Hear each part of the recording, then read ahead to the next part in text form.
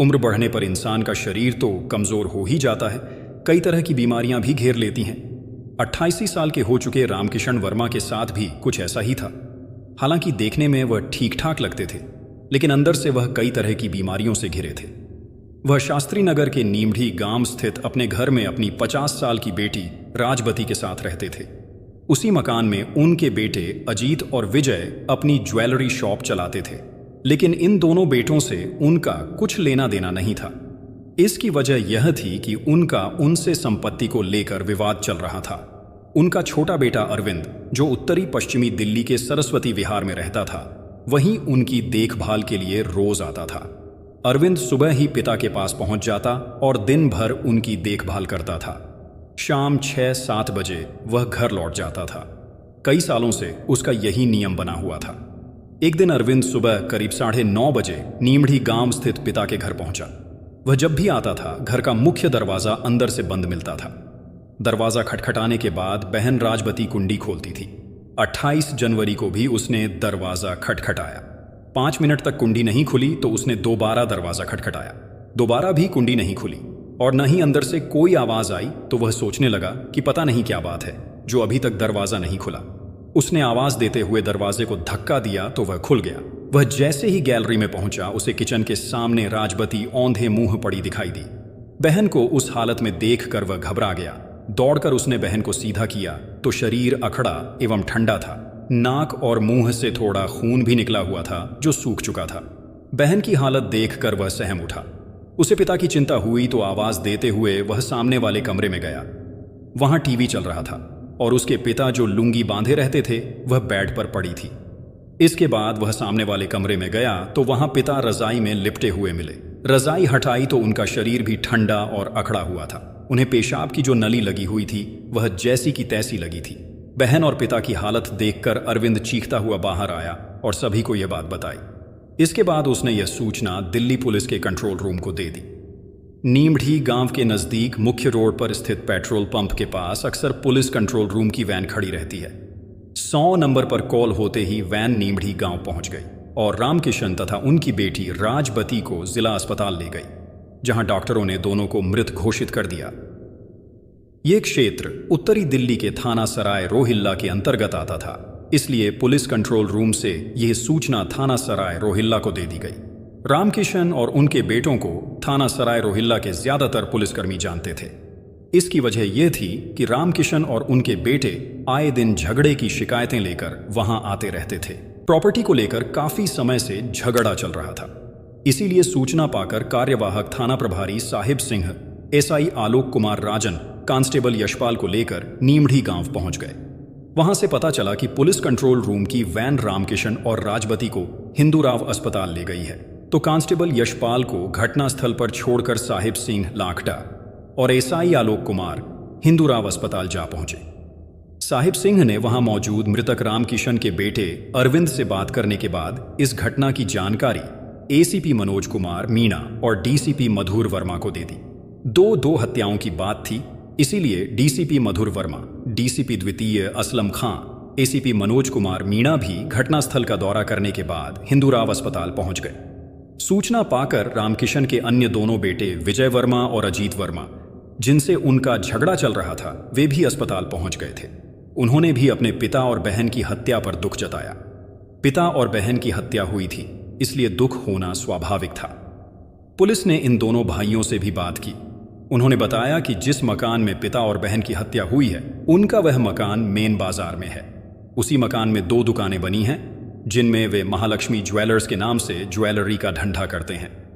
वे रोजाना सुबह 10 बजे के करीब अपनी दुकानें खोलते हैं और रात 9 बजे बंद करके सरस्वती विहार स्थित अपने फ्लैटों पर चले जाते थे।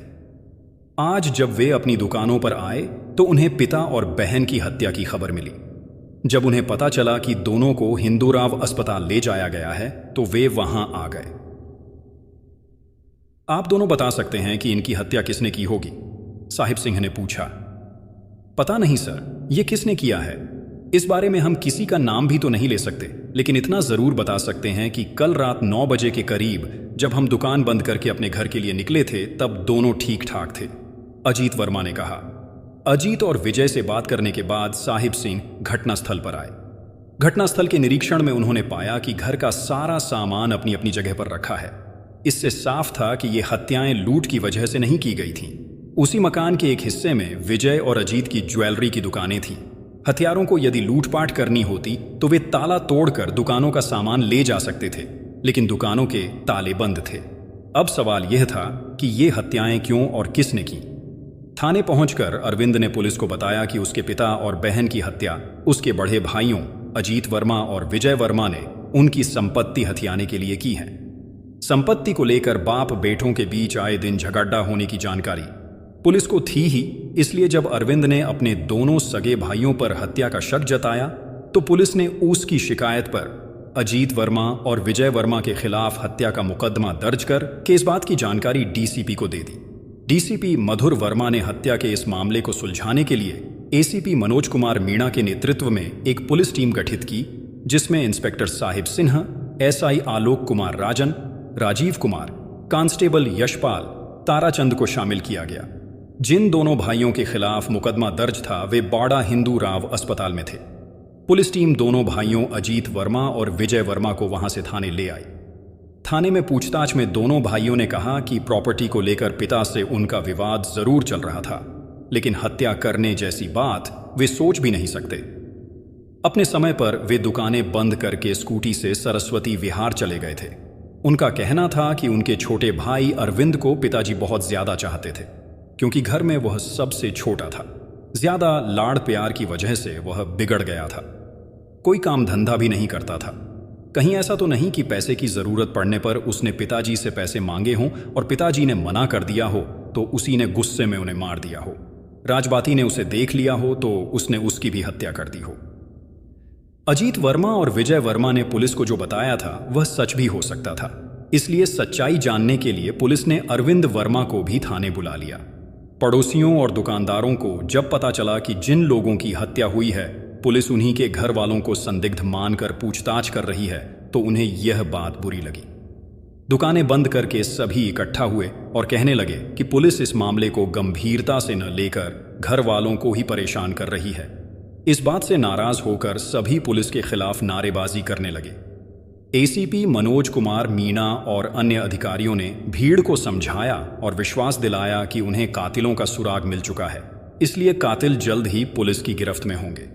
पुलिस किसी निर्दोष को कतई नहीं फंसाती। उनके काफी समझाने के बाद भीड़ शांत हुई। पुलिस पर मामले के खुलासे का दबाव बढ़ता जा रहा था। अरविंद और उसके दोनों भाई पुलिस की गिरफ्त में थे। पुलिस दोनों उनसे अपने तरीके से पूछताछ कर रही थी। पुलिस ने पड़ोसियों से पूछताछ करके यह जानने की कोशिश की कि रामकिशन और उनकी बेटी राजबाती की किसी से कोई दुश्मनी तो नहीं थी। इस पूछताछ में एक बात यह सामने आई कि रामकिशन अखड़ वाले जिद्दी स्वभाव के आदमी थे। अगर कोई आदमी उनके घर के आगे गाड़ी खड़ी कर देता था तो वह उससे लड़ने को तैयार हो जाते थे, लेकिन ये झगड़े ऐसे नहीं थे जिससे कोई उनकी हत्या कर देता। रामकिशन का नीमढ़ी गांव में 100 वर्ग गज का जो मकान था वह वहां की मेन बाजार में था। मौजूदा समय में उसकी कीमत करोड़ों रुपए में थी। इससे पुलिस को लग रहा था कि ये हत्याएं प्रॉपर्टी को लेकर ही की गई हैं। तीनों भाई खुद को बेकसूर बता रहे थे। एएसआई आलोक कुमार राजन जिस समय साहिब सिन्हा के सामने तीनों भाइयों से पूछताछ कर रहे थे, उसी समय इंद्रलोक चौकी के प्रभारी राजीव कुमार सीसीटीवी कैमरे की एक फुटेज लेकर आ गए। वह फुटेज रामकिशन के मकान के सामने स्थित एक ज्वेलर्स की दुकान के सामने लगे सीसीटीवी कैमरे की थी। पुलिस को उस फुटेज से पता चला कि अरविंद रोजाना सुबह 9-10 बजे के बीच पिता के पास आता था और शाम 7 साढ़े 7 बजे तक वहां रहता था। वह 7:30 बजे के करीब मकान के मुख्य दरवाजे से बाहर निकलता दिखाई दिया था। पूछताछ में अरविंद ने बताया भी यही था।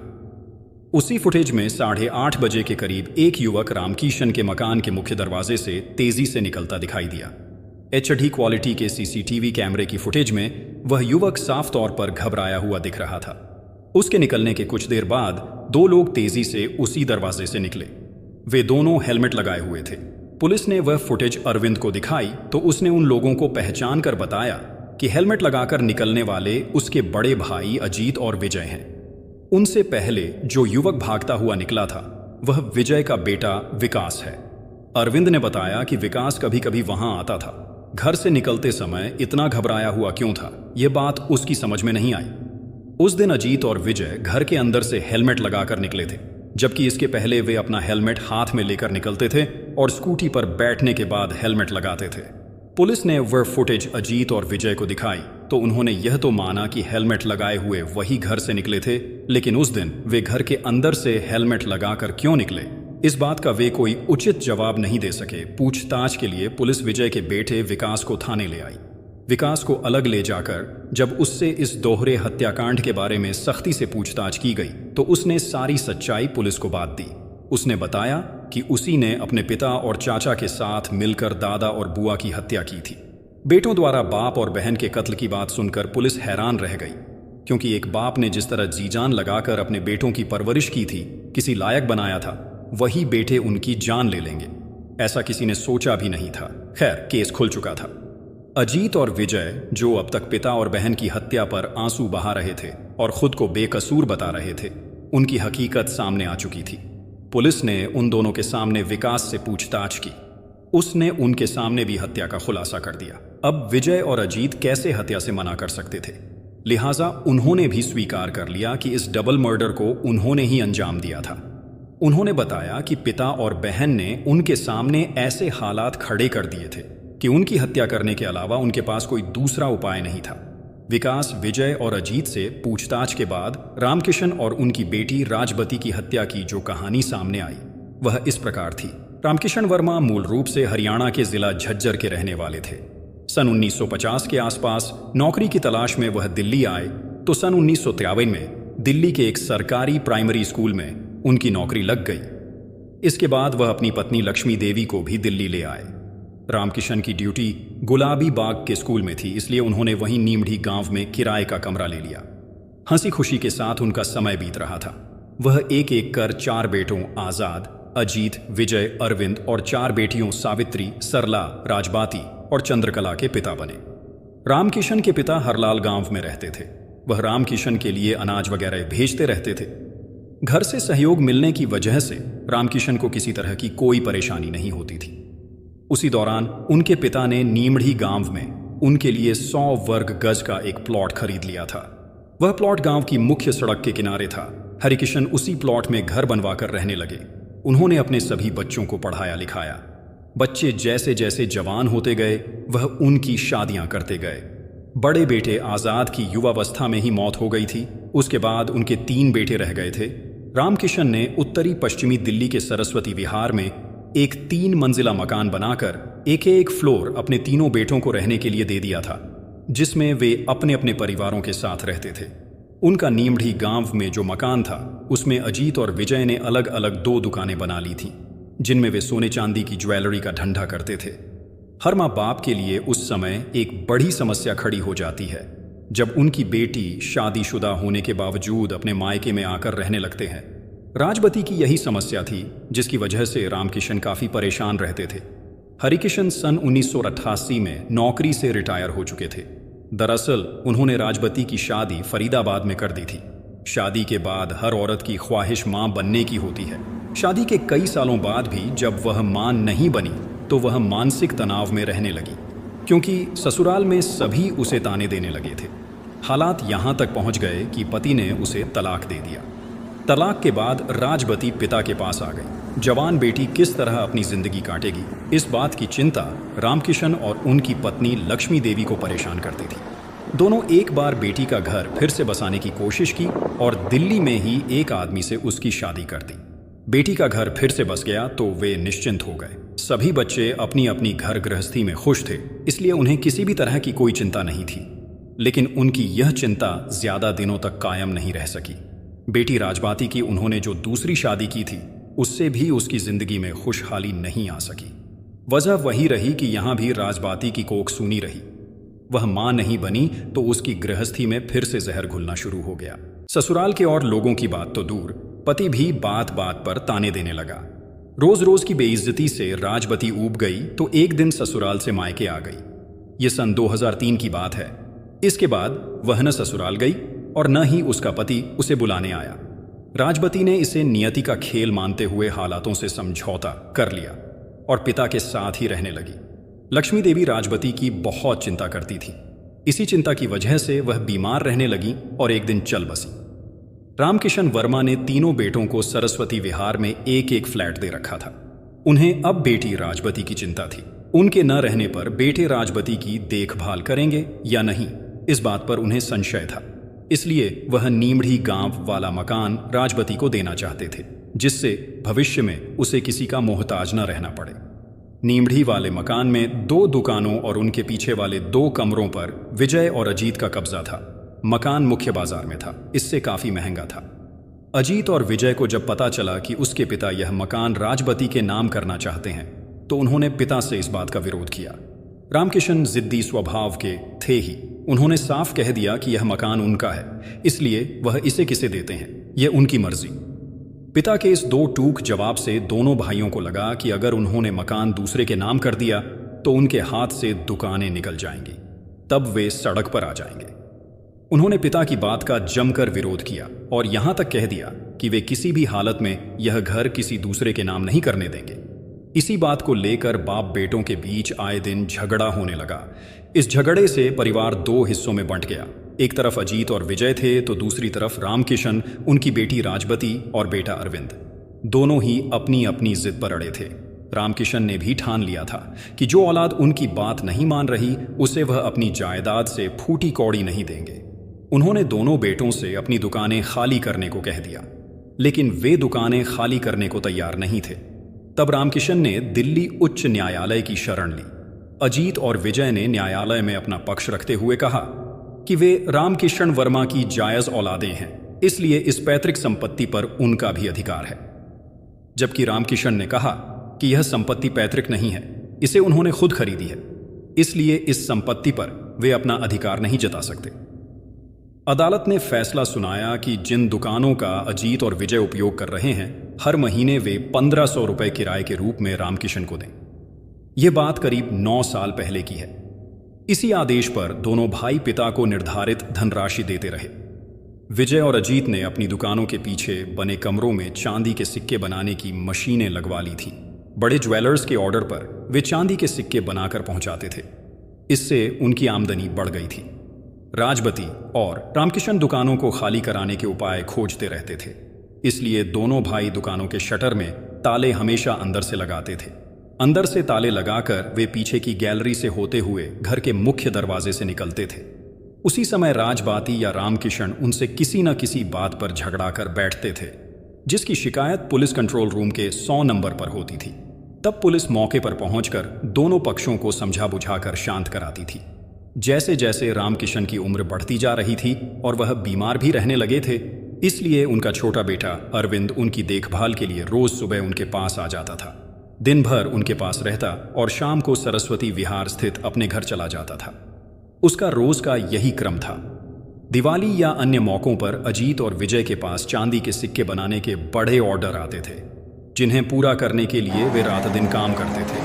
इनके काम को प्रभावित करने के लिए राजबाती 100 नंबर पर फोन करके शिकायत कर देती थी कि उसके भाई सिक्के बनाने में तेजाब का इस्तेमाल करते हैं, जिसकी स्मेल से उसके बूढ़े पिता को सांस लेने में परेशानी होती है।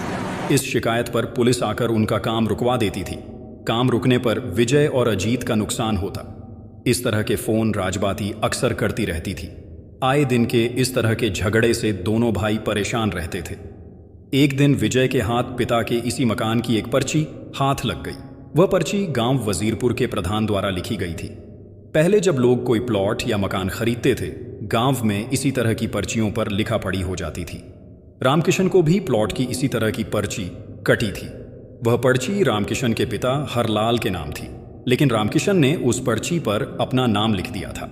विजय को इस पर्ची से लगा कि नियमढ़ी गांव वाला प्लॉट उसके दादा हरलाल ने खरीदा था, यानी जिस प्लॉट को रामकिशन अपने द्वारा खरीदा बता रहे थे, वह उनके दादा का खरीदा था, जबकि दादा की संपत्ति परिवार के लोगों की मर्जी के बिना किसी और को नहीं दी जा सकती थी। उसी पर्ची के आधार पर विजय ने 30,000 न्यायालय में इस्तगासा दाखिल कर प्लॉट की उस पर्ची पर कटिंग कर धोखाधड़ी करने वाले पिता रामकिशन और भाई अरविंद के खिलाफ रिपोर्ट दर्ज कराने की अपील की थी।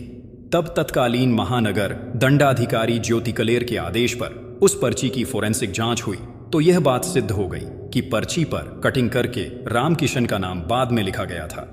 इसके बाद कोर्ट के आदेश पर रामकिशन और उनके छोटे बेटे अरविंद के खिलाफ सराय रोहिल्ला थाने में भादमवी की धारा 420, 430, 468 बीट्स 20B के तहत रिपोर्ट दर्ज हो गई थी। इस केस में रामकिशन की गिरफ्तारी हुई तो अरविंद ने अपनी अग्रिम जमानत ले ली थी। कोर्ट में केस चलने के बावजूद इन लोगों के बीच चल रहा झगड़ा बंद नहीं हुआ। छोटी छोटी बातों पर झगड़ा करके पुलिस को फोन करना आए दिन की बात थी। इसीलिए थाने का हर पुलिसकर्मी इन्हें अच्छी तरह से जानता था। झगड़े से विजय और अजीत का धंधा चौपट हो रहा था। उन पर लोगों का कर्ज भी हो गया था। शाम दोनों भाई इसी समस्या पर विचार कर रहे थे। तभी विजय का बेटा विकास आ गया। अपने पिता और चाचा की हालत देखकर वह भी परेशान हो गया।